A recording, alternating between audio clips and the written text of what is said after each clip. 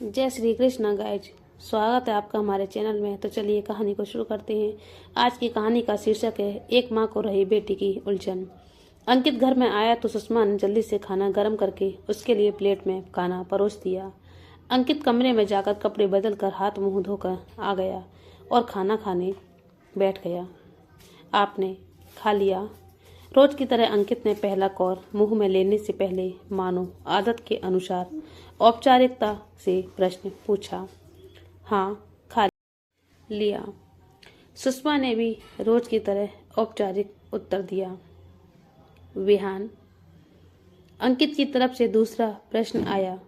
वह खाना खाकर सो गया है, सुषमा ने बताया। हालांकि विहान रोज ही अंकित के आने तक सो जाता है आजकल, और हर रोज इस प्रश्न का उत्तर अंकित पहले से ही जानता है। तब भी उत्तर सुनने के बाद उसके चेहरे पर हर रोज ही एक अपराध बोध की छाया उभर आती है। मन ग्लानि से भर जाता है। रोज सोचता हूँ जल्दी आ जाया करूँ, लेकिन ऑफिस में काम ही इतना ज़्यादा होता है। दिन भर भले ही काम ना आए, लेकिन शाम होते ही एक के बाद एक कॉल, मीटिंग। अंकित जैसे ही अपने अपराध बोध से उबरने की असफल चेष्टा करते हुए खुद को ही भरमाना चाहता है। सुषमा कुछ नहीं कहती। वह अंकित के देर से आने की वजह जानती है। जल्दी घर आकर करेगा भी क्या? खाली दीवारों पर यादों के प्लास्टर को खरोच कर मन को लहूलुहान करता रहेगा। हाँ, बस विहान के लिए बुरा लगता है। उस मासूम को अभी पिता के प्यार की भावनात्मक सुरक्षा की आवश्यकता है, लेकिन वह उससे वंचित हो गया है। जब पिता भावनात्मक रूप से स्वयं ही टूटा हुआ है, तो ऐसे में वह अपने बेटे को कैसे संभालेगा? अंकित को स्वयं ही अभी भावनात्मक संबल की आवश्यकता है। वह भी तो पूरी तरह से टूट गया है। उसका जीवन भी तो असमय ही अस्त व्यस्त हो गया है। जीवन नैया बीच मझधार में हिचकोले खा रही है। ना इस पार किनारा है, ना उस पार किनारा है। सुषमा ने एक गहरी सांस ली। अंकित खाना खत्म कर थाली वॉश बेसिन में रखकर विहान को देखने चला गया। सुषमा बर्तन समेटने लगी। अंकित रोज थोड़ी देर विहान के पास बैठता, नींद में ही उसे दुलार लेता। सुबह तो बस उसके ऑनलाइन क्लास में बैठे हुए रहते ही उसके सर पर हाथ भर फेर पाता है, और रात में उसके सोने के बाद बस नींद में उसके सर पर हाथ फेर देता है। अंकित की आंखें भर आईं, गला रूंध गया। मन किया कि फूट फूट कर रो ले, लेकिन अपने आप को रोक लिया। सोते हुए भी विहान के मुख पर एक अव्यक्त सी पीड़ा थी। थोड़ी देर उसके पास बैठने के बाद वह उठकर अपने कमरे में चला गया। बर्तन समेटकर सुषमा विहान के पास आकर लेट गई। विहान नींद में कुनमुनाया। सुषमा उसे थपकने लगी। रात के अंधेरे में दिन भर मन के कोने में दुबका बैठा दर्द उठकर दिल और दिमाग पर हावी हो गया। कितने महीने हो गए रिया को गए हुए, लेकिन वह जख्म अभी ताजा था। दिन तो घर के कामों में और नन्हे विहान की देखभाल में जैसे तैसे कट जाता, लेकिन रात की नीरवता निस्तब्धता में एक दर्द दुख स्वप्न सा सीने पर आकर सवार हो जाता है। विहान के बचपन की गतिविधियों में बाल सुलभ चेष्टाओं में पूरे समय जैसे रिया का बचपन आंखों के सामने घूमता रहता है। रात भर रिया के जन्म से लेकर उसके जाने तक की स्मृतियां चलचित्र की भांति मन के पर्दे पर घूमती रहती हैं। रिया सुषमा की इकलौती संतान, जान से भी प्यारी बेटी, जिसे उन्होंने पलकों पर बिठाकर पाला था।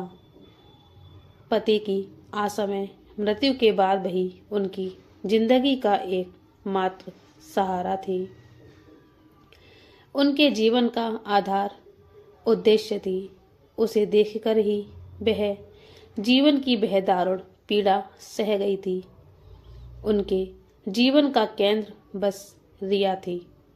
इसलिए अपनी बेटी से उनका जुड़ाव और स्नेह भी बहुत अधिक था। रिया थी तो बहुत संवेदनशील और प्यारी सी, सिर्फ देखने में ही नहीं वरना स्वभाव की भी मधुर थी और पढ़ने में भी तेज थी। तभी कम उम्र में ही MBA करके अच्छी कंपनी में नौकरी भी जल्दी मिल गई थी उसे। तब वह कॉलेज से छुट्टी ले लेकर अहमदाबाद चली आती थी उसके पास और फिर जल्दी ही उन्होंने BRS ले लिया ताकि रिया के साथ रह सके। बेटी से दूर अकेले घर में उनसे रहते ही नहीं बना, उनके साथ रहने से रिया को भी सहारा हो गया। दोनों समय गरम घर का बना खाना तो मिल जाता था उसे। अहमदाबाद में ही फिर उन्होंने अपना खुद का घर ले लिया। छोटी सी दुनिया की उनकी, लेकिन बहुत खुशहाल थी। 3 साल उसी हंसी खुशी में निकल गए। अब सुषमा को हर माँ की तरह रिया के ब्याह की चिंता सताने लगी। दूर पास के रिश्तेदारों से उसने रिया के लिए एक अच्छा सा लड़का ढूंढने के लिए कहा। सुषमा को ज़्यादा परेशान नहीं होना पड़ा। रिया के साथ ही कंपनी में काम करने वाला अंकित उससे विवाह करने का बहुत इच्छुक था।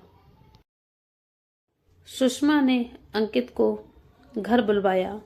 पहली नज़र में ही अंकित उसे अच्छा और भला लगा। उसके माता पिता नहीं थे, बड़े भैया भाभी विदेश में रहते थे।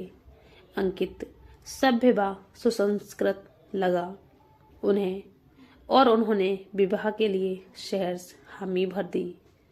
अंकित के भैया भाभी भी दोनों बच्चों को लेकर 1 महीने भर के लिए भारत आए। सुषमा ने विवाह में कोई कसर नहीं छोड़ी। रिया के सिवा उसका था भी तो कौन। खूब धूमधाम से बेटी की शादी की थी। रिया की विदाई के बाद वह एकदम अकेली सी रह गई थी, लेकिन तब भी उसका सुखी जीवन देखकर वह प्रसन्न थी। अंकित रिया को पलकों पर बिठाकर रखता। दोनों बहुत खुश थे और उन्हें खुश देखकर सुषमा के दिल को बहुत सुकून मिलता। जीवन में चारों ओर सुख संतुष्टि थी। पहले वह और रिया एक छोटा सा परिवार थे, अब उसमें अंकित भी जुड़ गया था। और 2 साल बाद जब बिहान का जन्म हुआ तब तो सुषमा फूली नहीं समाई। सुख जैसे चारों ओर से उन पर बरस रहा था। बिहान के जन्म के समय से ही अंकित ने जिद करके उन्हें अपने पास ही रख लिया था। पहले रिया की देखभाल, फिर नन्हे बिहान का आगमन। दिन जैसे पंख लगाकर उड़ रहे थे। 6 माह बाद रिया ने दोबारा कंपनी ज्वाइन कर ली थी। सुषमा का सारा दिन बिहान की देखभाल में ही बीतता था। उसके लिए तो जैसे रिया का ही बचपन लौट आया था। लेकिन मात्र 8 दिन में ही उन सब की जिंदगी बदल गई। हंसते खेलते खुशहाल परिवार को जैसे किसी की बुरी नजर लग गई।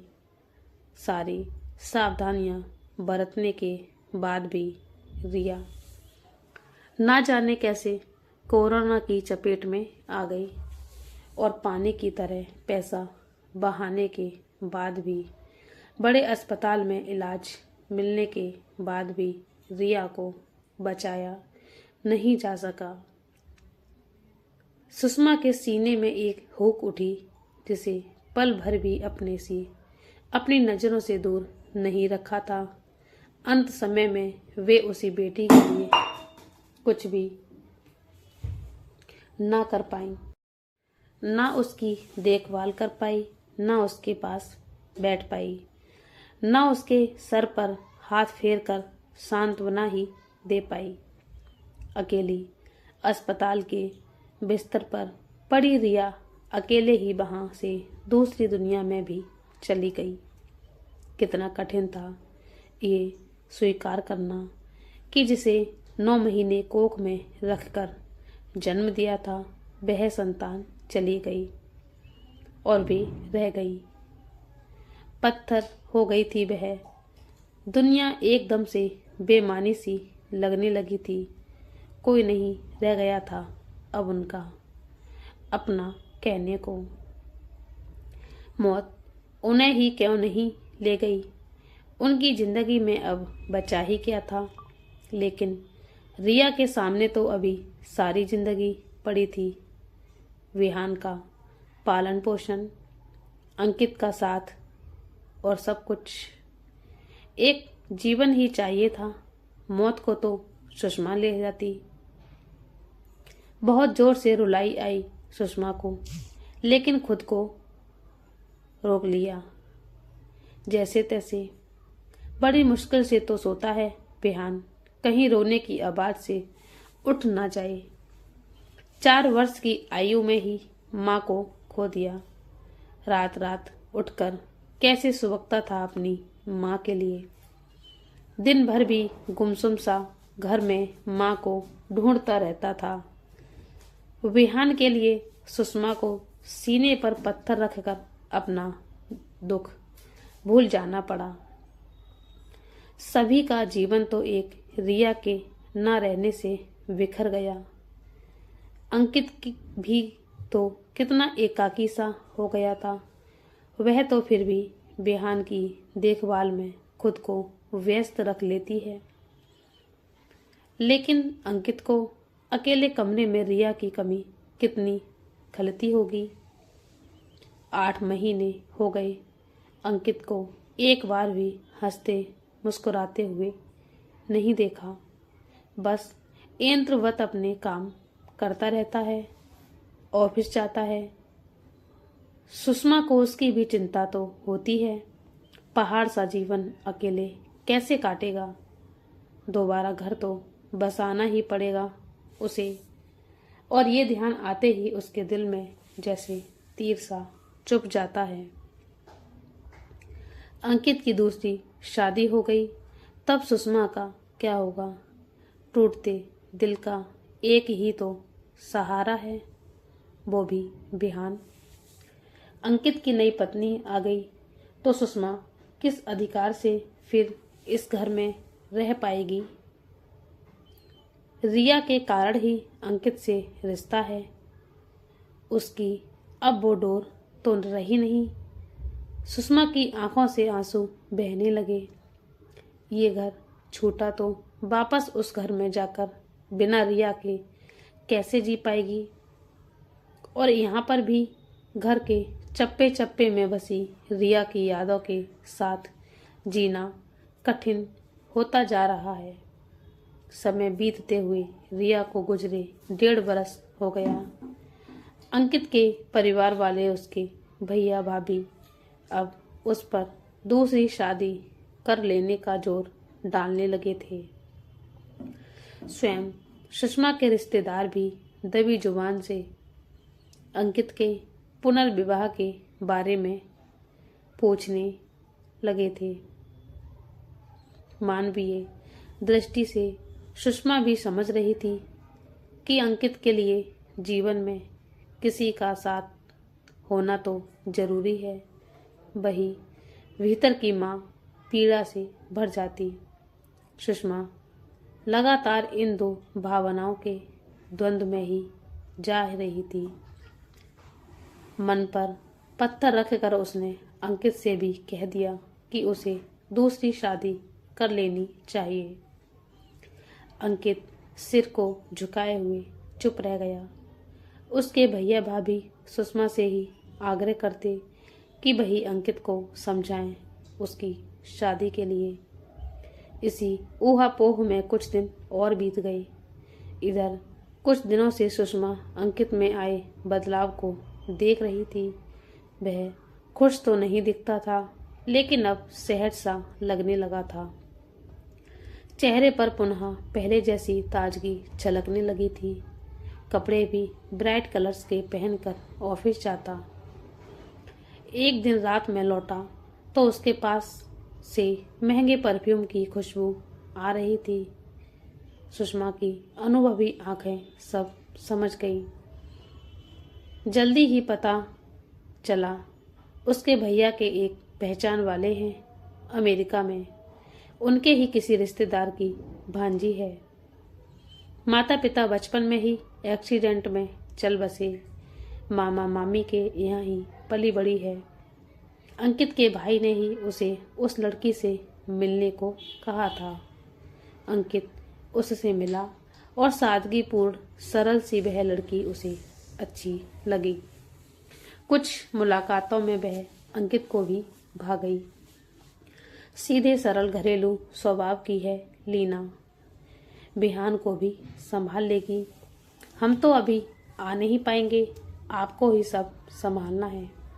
हमने अंकित को कह दिया है, वह कल लीना को लेकर आएगा आपको मिलवाने के लिए। अंकित के भाई ने फोन पर सुषमा से कहा। सुषमा ने उन्हें आश्वस्त किया इस मामले में कुछ कहने का उसे कोई अधिकार भी तो नहीं था।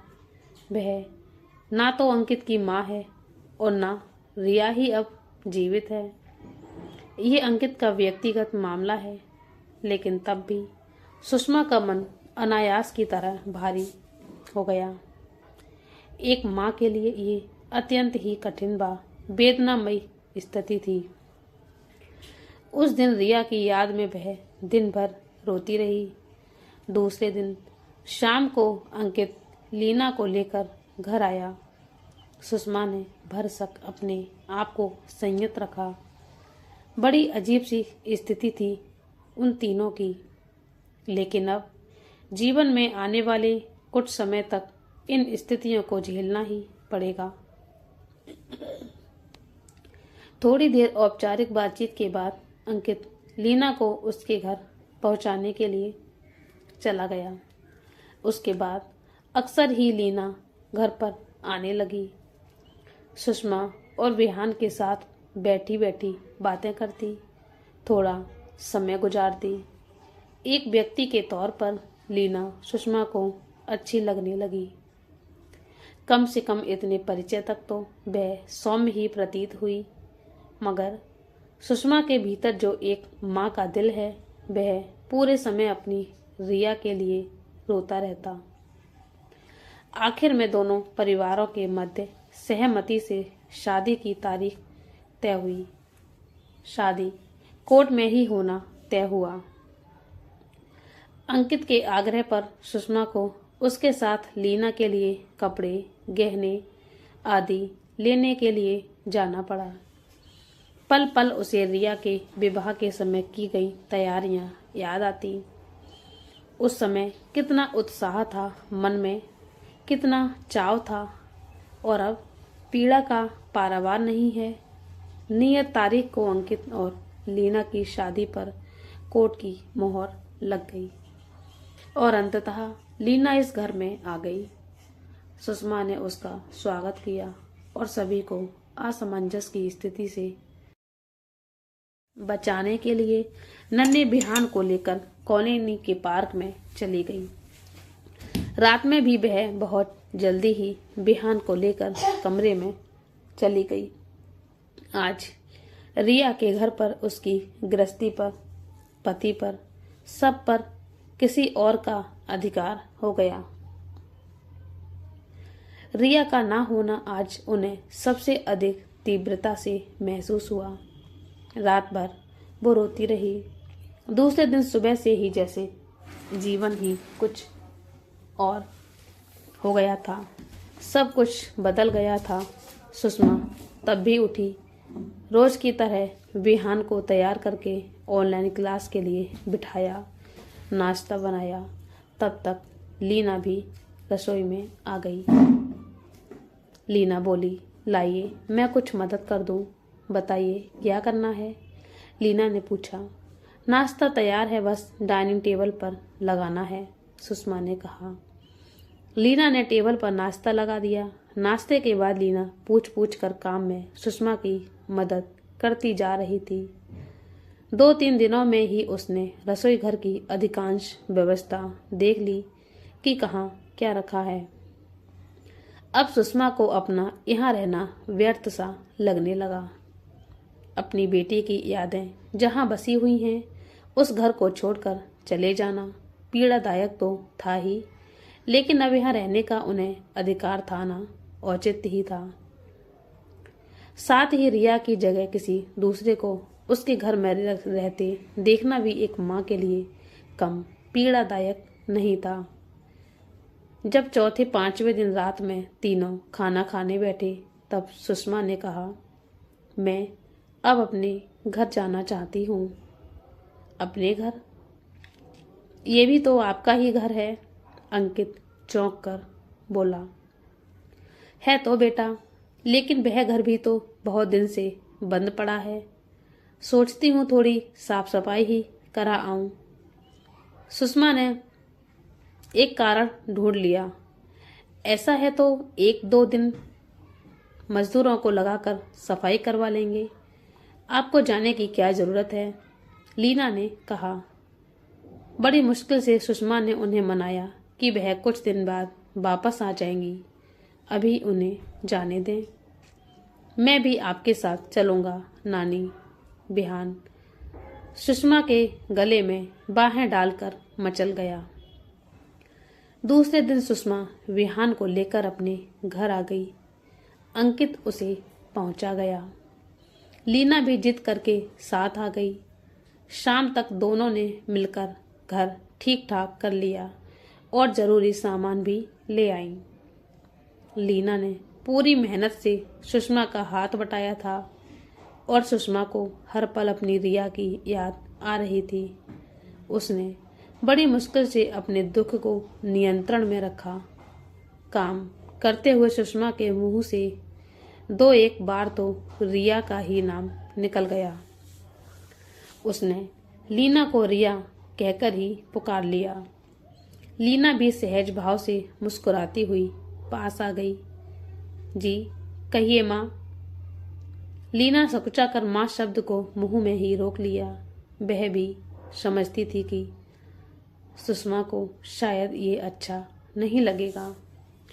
अपनी बेटी की याद में विकल ये माँ लीना को इस घर में देखकर भले ही 2 क्षण के लिए अपना दर्द भूलकर उसे अपनी बेटी समझ रिया पुकार लेती है, लेकिन इससे वह रिया की जगह तो नहीं ले पाएगी ना। कुछ नहीं बेटा, मैं कह रही थी कि बहुत देर हो गई काम करते हुए, अब तुम आराम करो, मैं चाय बनाकर लाती हूँ।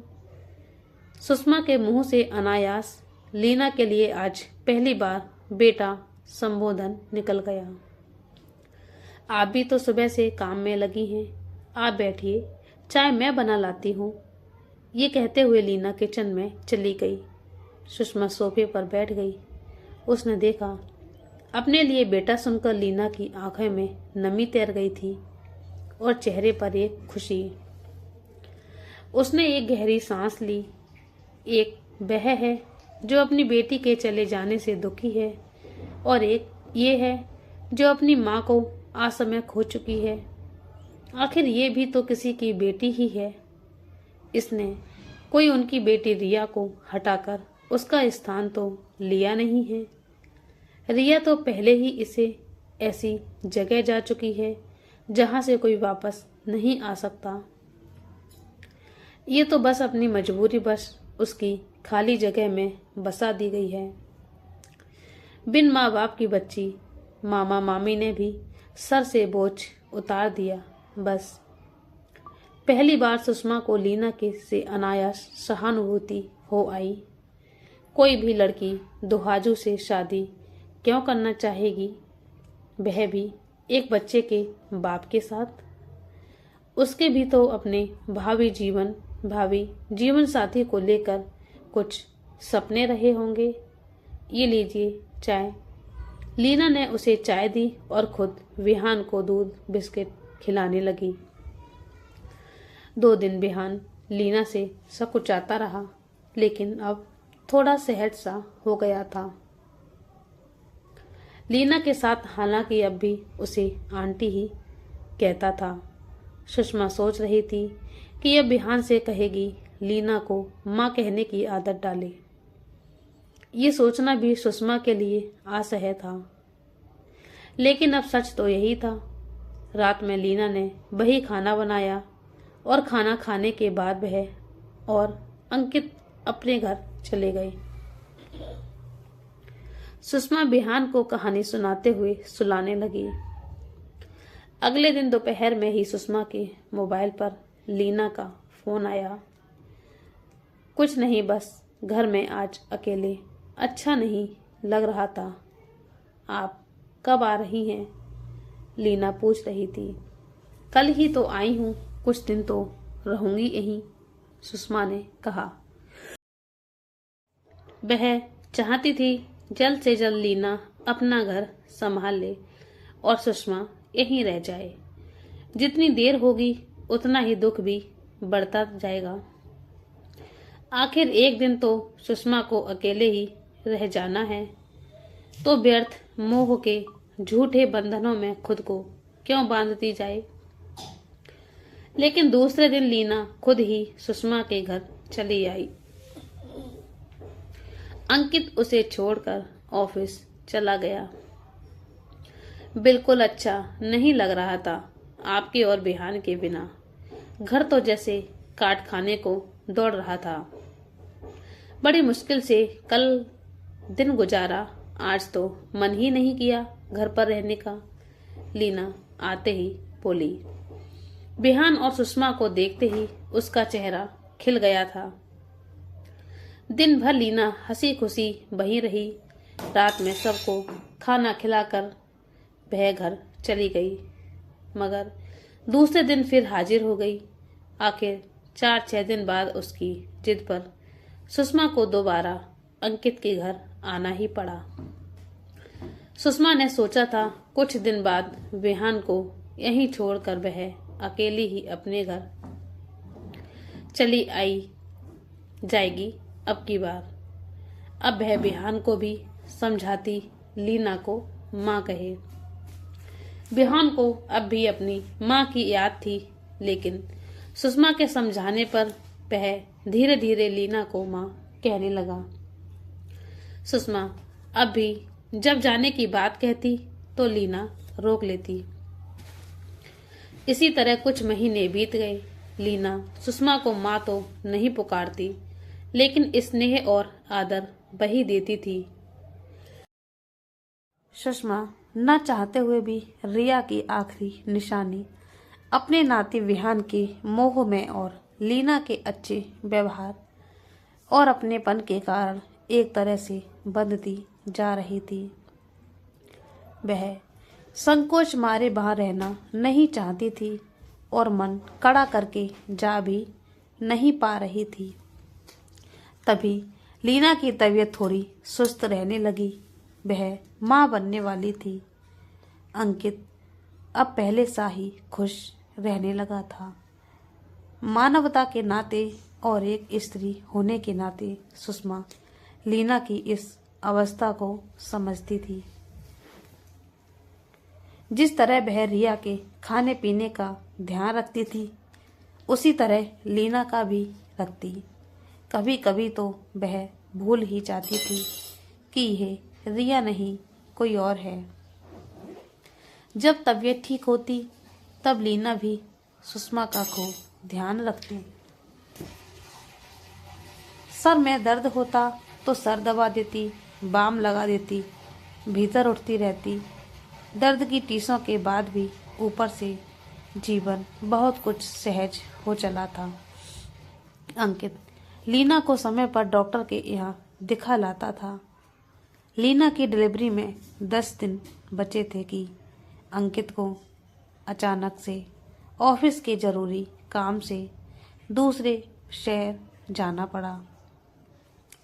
वह जाना तो नहीं चाहता था, लेकिन लीना और सुषमा ने कहा कि बच्चे के जन्म से तो अभी 10 दिन हैं, वह चला जाए, 2 दिन में तो आ ही जाएगा। अंकित चला गया। जिस दिन सुबह अंकित आने वाला था, उसी रात में अचानक सुषमा पानी पीने के लिए उठी तो उसे लीना की कराह सुनाई दी। सुषमा उसके कमरे में गई तो देखा लीना दर्द से कराह रही थी। रिया के जाने के बाद से सुषमा कभी इस कमरे में नहीं आई थी, मगर उसे देखकर एक सुखद आश्चर्य हुआ कि टेबल पर आज भी उसी जगह अंकित और रिया की साथ वाली तस्वीर रखी हुई है। लीना की स्थिति देखकर वह समझ गई कि इसे अस्पताल ले जाना जरूरी है। सुषमा ने तुरंत टैक्सी बुक की और लीना के लिए बैग जमाने को अलमारी खोली तो सन्न रह गई। उसमें अभी रिया का सारा सामान ज्यों का त्यों रखा हुआ था। सुषमा का मन भीग गया। लीना ने रिया के किसी सामान को हटाया नहीं था, उसे ज्यों का त्यों ही अब तक सहेज कर रखा था। लीना, तुम्हारे कपड़े और बच्चे के लिए जो कपड़े लाए थे वह कपड़े कहाँ हैं? अस्पताल के लिए बैग तैयार करनी होगी, सुषमा ने कहा। लीना ने दीवार में बनी एक दूसरी अलमारी की ओर इशारा किया। सुषमा ने तुरंत जरूरी सामान भरा और बिहान को उठाया। तब तक टैक्सी भी आ गई। उसने सहारा देकर लीना को टैक्सी में बिठाया और ड्राइवर से अस्पताल चलने को कहा। हिम्मत रखो, सब ठीक हो जाएगा, बस 5 मिनट में पहुंच जाएंगे। सुषमा दर्द में तड़पती लीना को धीरज बांधती जाती और टैक्सी वाले से जल्दी चलने को कहती। 15 मिनट में ही वह लोग उसी अस्पताल में पहुंच गए। यहाँ के डॉक्टर की देखरेख में थी लीना। बाहर एक फॉर्म पर दस्तखत करवाकर डॉक्टर ने सुषमा से पूछा, आप? मैं इसकी माँ हूँ, सुषमा ने कहा। बहुत दर्द हो रहा है इसे, प्लीज जल्दी देखिए, आप चिंता मत करिए। ये कहते हुए डॉक्टर लीना को लेबर रूम में ले गई। सुषमा बिहान को लेकर वहीं बाहर लगी कुर्सियों पर बैठ गई। अब उसने अंकित को भी फोन कर दिया। वह रास्ते में ही था। करीब 2 घंटे बाद नर्स ने आकर बताया कि लीना को पेटी हुई है। 15 मिनट बाद नर्स ने एक नन्ही सी गुड़िया को लाकर सुषमा की गोद में दे दिया। बिहान अपनी छोटी सी बहन को देखकर अचंभित भी था और खुश भी था। थोड़ी ही देर बाद लीना को भी एक प्राइवेट रूम में शिफ्ट कर दिया गया।